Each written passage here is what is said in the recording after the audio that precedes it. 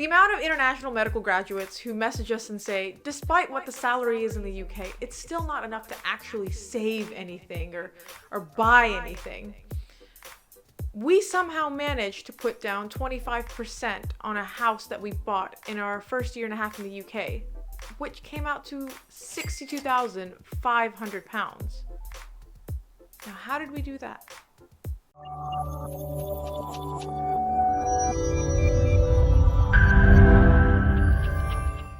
If this is the first time you're checking out our channel, welcome.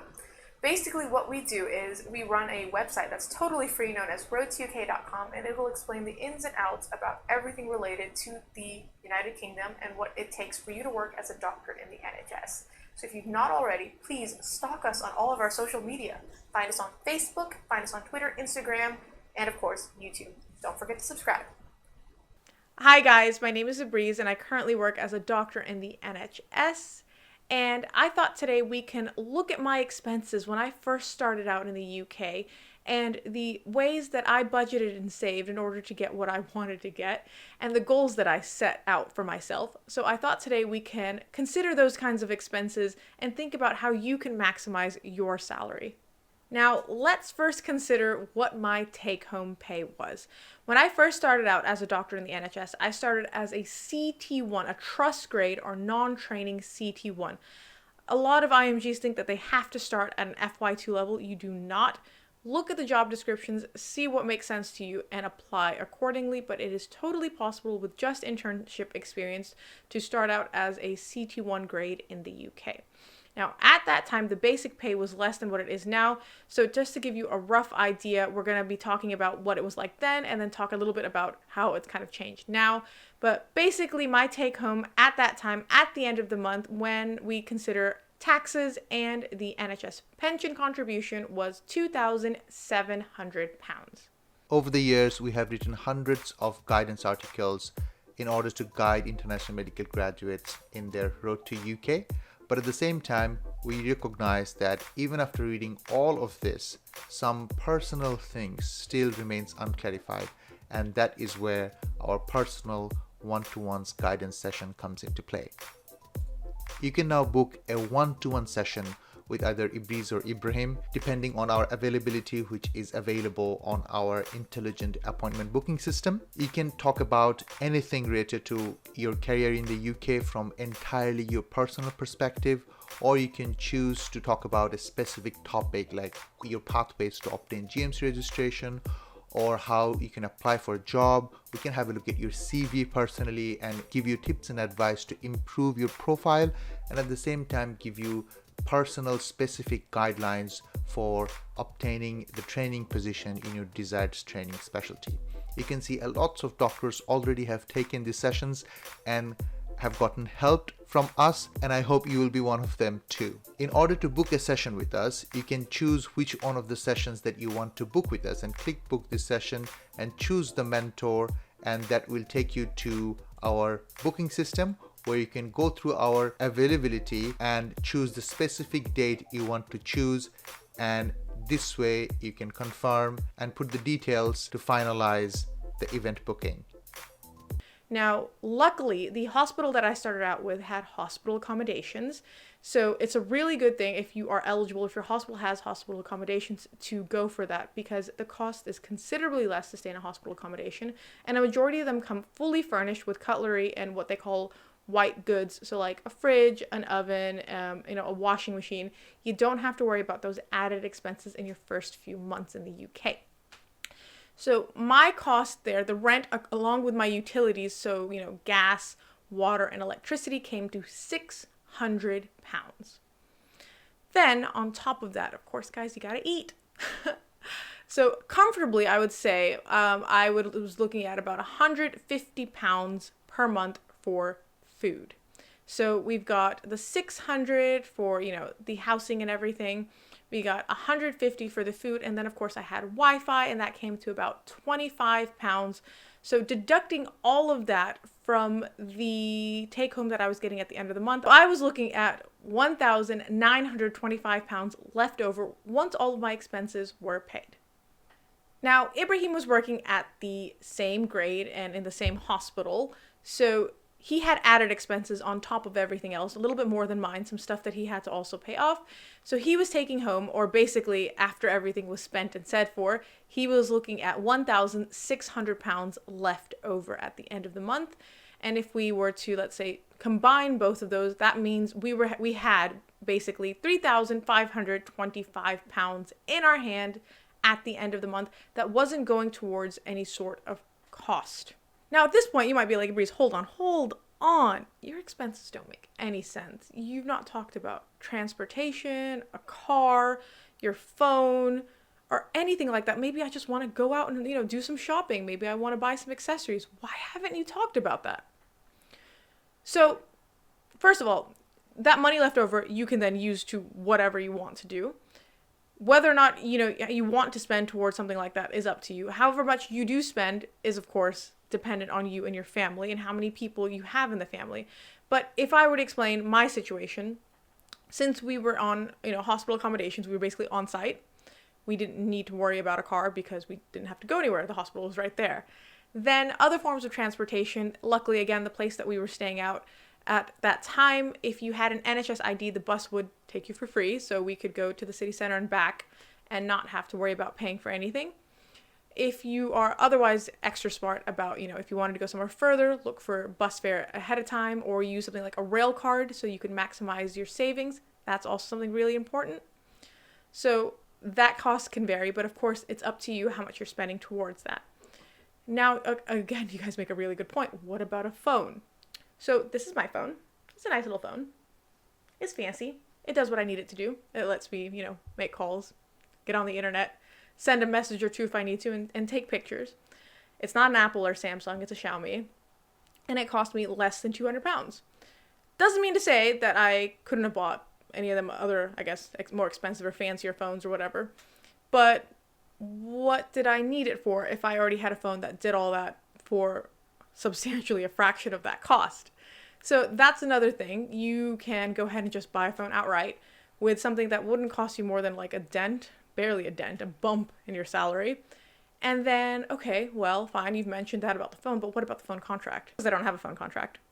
You really don't need a phone contract. It's nice. I just do pay as you go. And I want to say in like 3 to 4 months, I maybe put £10 on it. Really do not remember the last time I actually had to make a phone call, like actually a landline type, I need to get through to someone. Because in today's day and age, there's Wi-Fi everywhere. Wi-Fi in your house, Wi-Fi in the hospital, Wi-Fi in the mall, Wi-Fi in the city. So if I needed to get through to anyone, it would be through VoIP. It would be through, something like WhatsApp or Telegram. And I would also instant message them if I really needed to get to anyone. I don't really text people anymore or call them outside of these kinds of ways. So I didn't see any need to contribute or put some money away towards a contract that may be fine. It gave me free minutes or something, or 3,000 texts for free, or 1 gig of internet. Because what did I need it for? I mean, even the buses had internet. So I really wasn't ever in a situation where I was just like, oh my gosh. And the £10 I put on there would last me enough time in case I ever had an emergency or for some reason I really needed to make a call and there was no other way to get into contact with anyone. So here are some budgeting and saving tips. Tip number 1. When you look at the first job in the NHS that you'll take, think about where you're going to be living. If you choose to live in a big city in the downtown area, your cost of living is already going to be pretty high. We purposefully took someplace that didn't have a lot of hustle and bustle so that our cost of living would be low because we already had a defined target in mind. So that's something that you should be very mindful of. And of course, you need to also find something that works for you and your family situation. But ideally, thinking about, the place that you're going to be living, what expenditures will go into, whether it be hospital accommodations or otherwise, that should be your first consideration. Then tip number 2, set your goals. Whatever you're saving towards, you might be saving towards a motorcycle, a house, a car, whatever. Set that goal and put a target on it. Like, all right, I want to be able to save £20,000 in 8 months. If you don't set those types of, limits or just say, yeah, I'll just save money and see what happens, you won't actually work towards achieving it as frequently or as vigorously as you would want, because with a goal in mind, you're like, all right, I only have this much time to get towards that goal. So for instance, within that, we knew we wanted to buy a house, but we had to find the place that we would want to buy it. We had to set the type of range of, the kind of house and how much money we would want to put down. So what we did was, in our time off, weekends or annual leave or whatever, we looked around. We knew that the place that we started out wasn't the place that we wanted to settle into, and we tried to find places that we would want to move to. And having done that, we started, researching what was the market like, what were houses selling for, what was a good place to buy. All of that helped us then say, all right, we're willing to put this much down towards a house. And because we have this much time left before we join training, we want to put that we have this amount of money to put towards a down payment in this amount of time. So having that goal made it really easy for us to know that in a month's time, whatever we're saving, we need at least this much to go towards that goal, so that in the amount of time that we've put forth, we would have that deposit. Tip number 3, guys, look at your pay slips or your pay stubs or your paycheck, whatever it is. A lot of us now get it online on My ESR. I don't know why we're so scared to look at it. Ibrahim's done a video if it's really confusing for you to understand what goes where, but you need to be making sure that you're being paid correctly. You need to make sure you're on the right tax code. Whether or not you're contributing to the pension, is your pension contribution correct? If you're not contributing, are you making sure they're not taking away money into the pension? But know how much you're making, because that way you're able to say, all right, I know I'm going to have this much money at the end of the month, and I should be able to put it towards this thing or that thing. By looking at your payslip and making it a regular habit, you will minimize any chances of you not being paid correctly. On top of that, now that you know how much money you're going to have, you have a really smart budgeting tip that you can use. There's this tool out there called it's a rule, not a tool, the 50-30-20. All right. You can change those numbers or percentages as much as you want to whatever works for you. But really what it's asking you to do is 50% of your salary goes to the stuff that you have to pay for, stuff like, food, shelter. 30% of it goes towards the things that you want. Maybe you want something shiny for that weekend, whatever.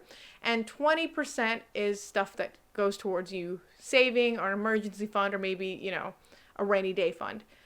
However you want to put those numbers is up to you. 50% of it could go towards, maybe savings if you have enough to know that you're going to put towards 20% towards the house or rent or whatever. What you need to remember is it doesn't have to be hard and fast, but whatever percentages you have, try and stick. If 30% of my salary will go towards things that I want, that you have to spend 30% of your salary every month. Of course not. Whatever's left over, if you don't spend it all, you can either have it roll over into the next month, or you can just put it into your savings. So just having those, distinctions of how much money goes where will help you stay on track. Tip number 4, locums. Locums are your ticket to extra money. Your locum rate may vary depending on your hospital and your experience or your grade, but whatever it is, know if you have the opportunity and go for it. So we did about 500 pounds to about 1,000 pounds each extra in our first few months in the NHS to maximize our profits, or maximize the money that we put away. And we already knew how much we were spending, so that money pretty much straight went away into savings. So by locuming, you can get in a little bit of extra money, and you can put it to wherever you need it to go. Again, make sure you check your pay slips, so making sure your hours are correct for your locum pay, and making sure you're getting the right locum rate for your level and experience. But locum is something that was really useful and something that you should always use when you can to get a little bit of extra money. Tip number 5, if any of you are like Ibrahim and you need to send money home, you should know the smartest and cheapest way to do that. So what Ibrahim currently uses is Wise, what used to be known as TransferWise, and it allows him to see the rates and how much of a conversion there would be about the money he's putting in and how much goes across. You can see if that works for your country as well, and if that's something that isn't too expensive. But you don't want to get caught up in those types of money sending, services that end up actually costing you just as much as you're sending. So be smart about how you're sending your money home as well. So those were basically the rules that we followed, and we tried, of course, to put that money together to make sure we knew what we were going towards. That doesn't mean, guys, in these 18 months that we lived this austere lifestyle where we didn't have fun, or we didn't go on vacation, or do anything exciting, or eat out, or just basically, be social.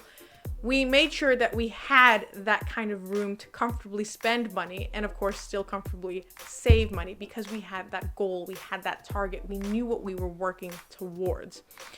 And when we then moved down to Plymouth, so we still had a couple of months before we actually had to put any money down, about 6 months by that point, we were again able to locum in our new hospital. We then luckily had a pay increase, the basic pay had increased, so we were looking at about £3,000 home each month after taxes and the pension. And the locum rate in our new hospital was also a little bit more, so that of course boosted the amount of money we were able to save.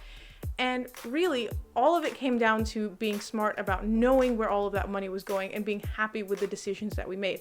And to make it really clear, yes, we put down that deposit, but that doesn't mean we wiped out our bank accounts, guys. So we made sure we had enough money left over in our bank accounts, keeping into consideration the amount that we wanted down for the deposit, because we had to move into a new place, we had to furnish our new place, and of course other things like house insurance and the little fees that come associated with moving into a new house and a new place. So really, I want to make it very clear. It doesn't matter what your salary is if you don't know how to budget and save. You could be making £1 million a month, but if you spend £2 million a month, you'll think the salary is just not enough to live on. So whatever your salary is, be very smart and budget. You don't have to live a frugal, penny-pinching lifestyle, but at the same time, you should be sensible about your costs and your expenditure. And I have not heard anyone who has moved to the UK say that they are not able to live comfortably with the salary that they make. Of course, you have to keep all the considerations that we made in this video in your mind when you're thinking about where you want to live, and you have to be reasonable about the amount of money you can make. Sometimes people tell us, well, I'll just locum all the time, but there are work hour directives. You cannot go over those work hour directives. And of course, you will get exhausted. You cannot always be working at 1,000%. But if there are other ways for you to make sure you're not unnecessarily wasting money or spending money on things that you do not need, that is where you will find you will be able to make the most change in the amount of money that you're taking home. So hopefully this video was very useful to you. And those of you who are thinking of doing something similar along these lines, by all means, set your goals and go for it. And please, like always, if you've not already, please subscribe to our YouTube channel, follow us on Facebook, Instagram, Twitter, subscribe to our newsletter, and be awesome, and we'll see you next time. Bye.